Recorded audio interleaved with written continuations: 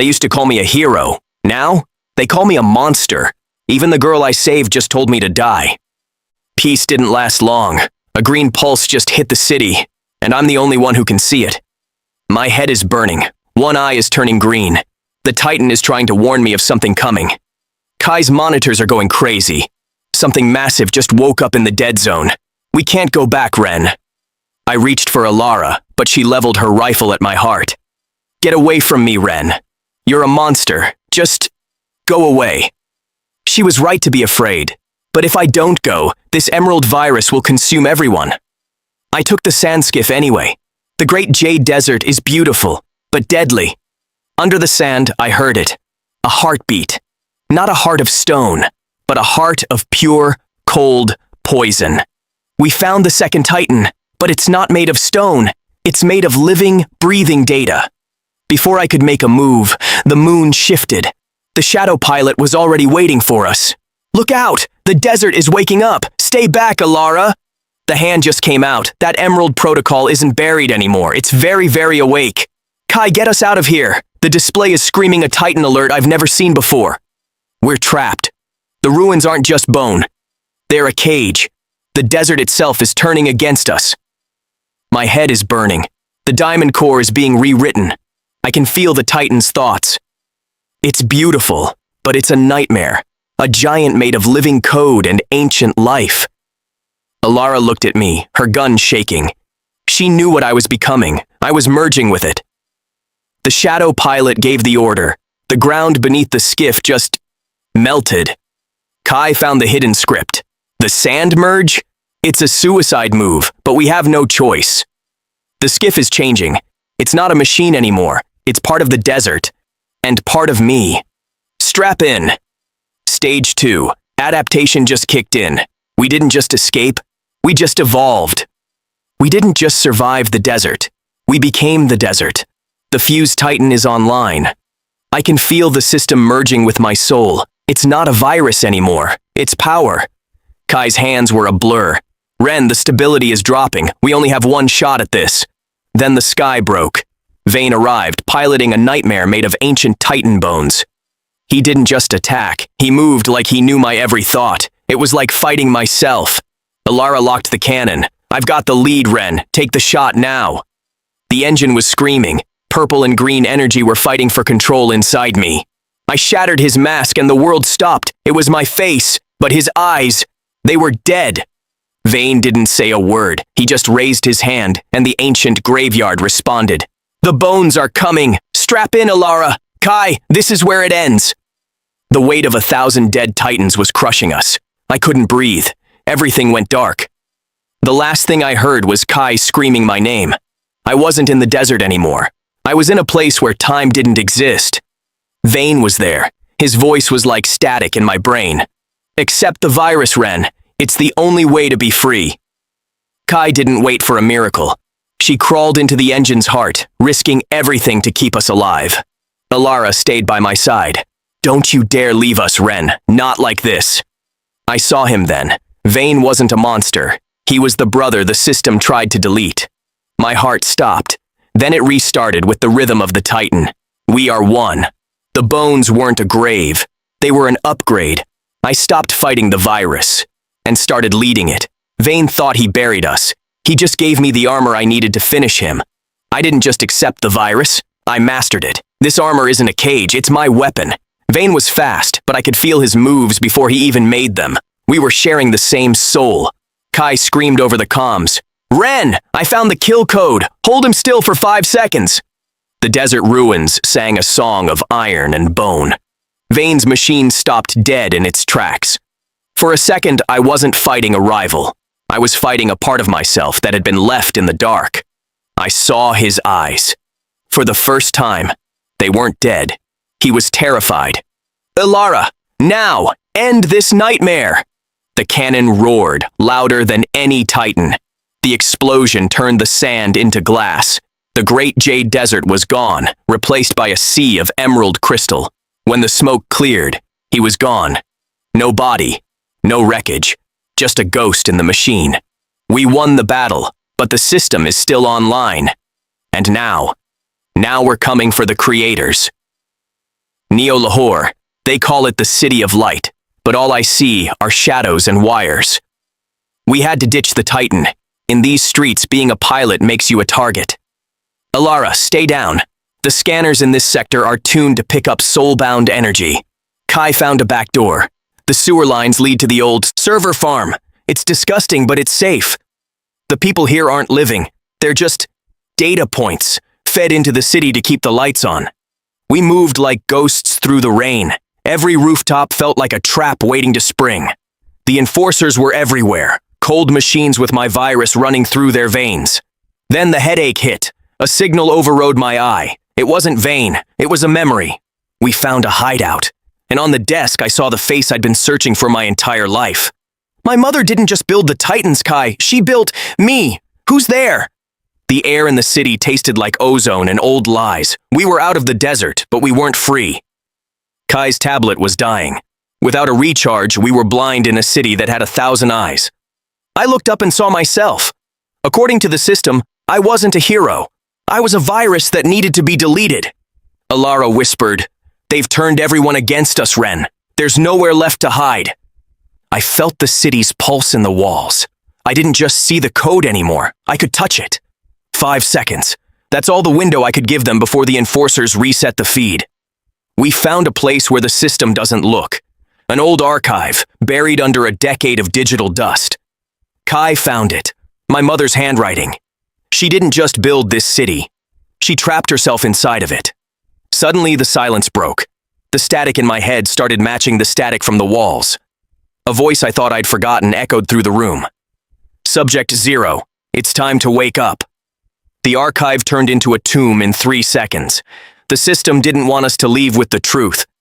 The voice in my head was screaming now. It wasn't a memory. It was a command code. The floor vanished. For a second, I thought the fall would be the end of our story. We landed in the belly of the beast, but these weren't the system's machines. They were the ones the system forgot. Sierra looked at me like she was seeing a ghost. "You have her eyes," she whispered, "but his curse." She didn't care about our mission. She only cared about the data stream leaking from my brain. She showed us the truth. My mother wasn't hiding. She was being used as the city's operating system. The woman I saw wasn't my mother anymore. She was a ghost trapped in a cage of neon and iron. The system found us. The Seekers don't just track your body. They track your soul. There's only one way out. Up. Kai. Elara. Jump. The city didn't just feel like a machine anymore. It felt like a digestive system, and we were the nutrients it couldn't break down. The wind was trying to tear the skin from my bones, but the virus in my eye was screaming for more. "Ren, look out! The rotation is speeding up." Elara's voice was barely audible over the roar of the fans. I found the gap, but the price was high. The green moss was moving. It wanted my heart. We hit the mid-tier. This is where the city builds its army. It smelled like oil, rust, and death. The smog was so thick I could barely see my own hands, but I could feel every gear turning in the walls. Kai finally broke. She'd been carrying the truth like a lead weight while I was chasing ghosts. "She's not just a signal, Ren," she sobbed. "She's the power source. They're burning her mind to keep this city alive." I didn't have time to be angry. The shadows in the pipes were moving. The jump stalkers. They don't have souls to track. They only have a hunger for the hunt. "Elara, get down!" The stalkers didn't have hearts, but they had circuits. And circuits could be rewritten.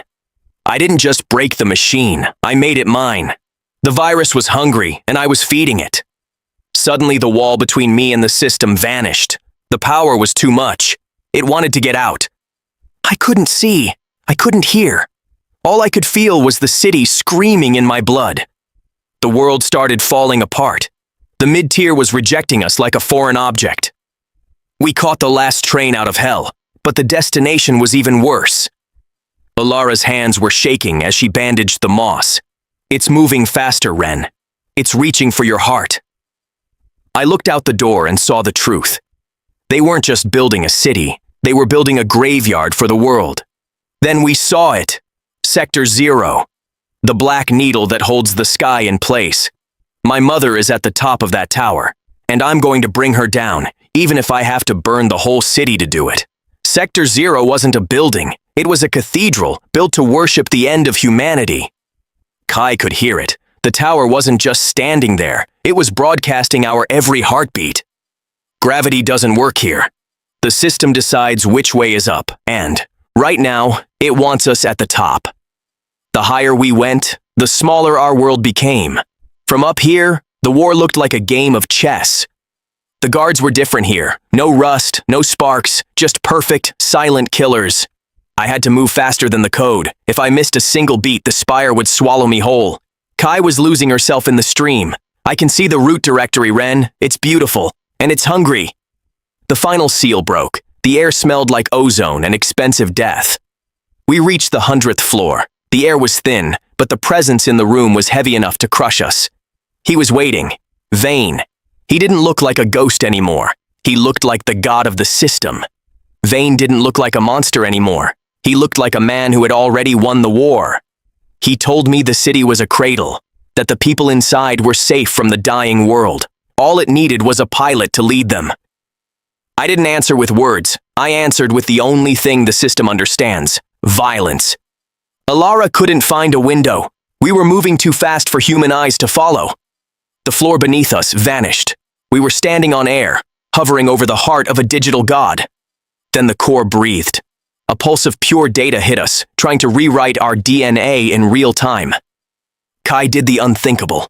She opened her mind to the city to buy me 5 minutes of freedom. "Go, Ren!" she screamed. Her voice sounded like 1,000 voices overlapping. "Finish it before I disappear!" Vane caught me. His grip felt like cold iron, but his mind felt exactly like mine. The world shattered. I wasn't at the top of a tower anymore. I was back at the beginning, back in the lab. We weren't in the spire anymore. We were back in the womb of the system, the place where our souls were measured and found wanting. I saw us, two halves of a whole, waiting for a mother who had already traded our lives for progress. They took him first. They needed a pilot who wouldn't feel pain. So they took his heart and left the machine. I watched my brother die in that room, and in his place, the shadow pilot was born. Vane wasn't a monster. He was a survivor of a war that started before we could even walk. Outside the vision, the world was burning. Elara was the only thing standing between Kai and total deletion. Kai wasn't just hacking the city anymore. She was becoming it. I could feel her mind expanding, touching every light in Neo-Lahore. The city was fighting back. It wanted its subjects back in their cages. I didn't fight Vane this time. I reached for him. 2 broken protocols, finally syncing for the first time. We aren't Subject 0 or Subject 1 anymore. We are the glitch that's going to bring this whole tower down. The white void didn't change us. It just reminded us that we were never meant to be apart. I could feel his pulse. He could see my thoughts. 2 brothers, finally speaking the same language. The spire couldn't hold the pressure. The air rushed out, and the glass became a million knives. We didn't have to plan. We didn't have to think. We moved as one soul in 2 bodies. Kai came back to us, but she didn't come back alone. The city had left its mark on her. She could see the streams now. The city wasn't a mystery to her anymore. It was her own mind. Then the architect appeared. My mother's final shadow. She didn't ask for forgiveness. She asked for an ending. The heart of Neo-Lahore was dying. The violet glow was turning into the red of an explosion. There was no floor left to stand on. Only the fall. Only the fire below. We're going all the way down. Strap in, Elara. Kai, we're ending this tonight. We hit the bottom at terminal velocity. The shield held, but the brothers didn't. The armor was gone. We were exposed, just 4 kids at the center of an exploding god. I found her. She wasn't a signal or a ghost. She was the heart of the engine, drowning in her own creation. She looked exactly like the photo Kai found, but her mind was miles away, lost in the code. Vane gave us the time we needed. He wasn't the shadow anymore. He was the anchor. Kai's voice guided my hand. If you pull it, the city dies, Ren, but the world might just live. I pulled, and for the first time in my life, the screaming in my head stopped. Neo-Lahore went dark. The machine went silent. The war for the desert was over. But the virus didn't leave. It evolved. It gave me a new perspective, a new sight. The system is down, but the architects are still out there. And now we have the key. Book 2 is over.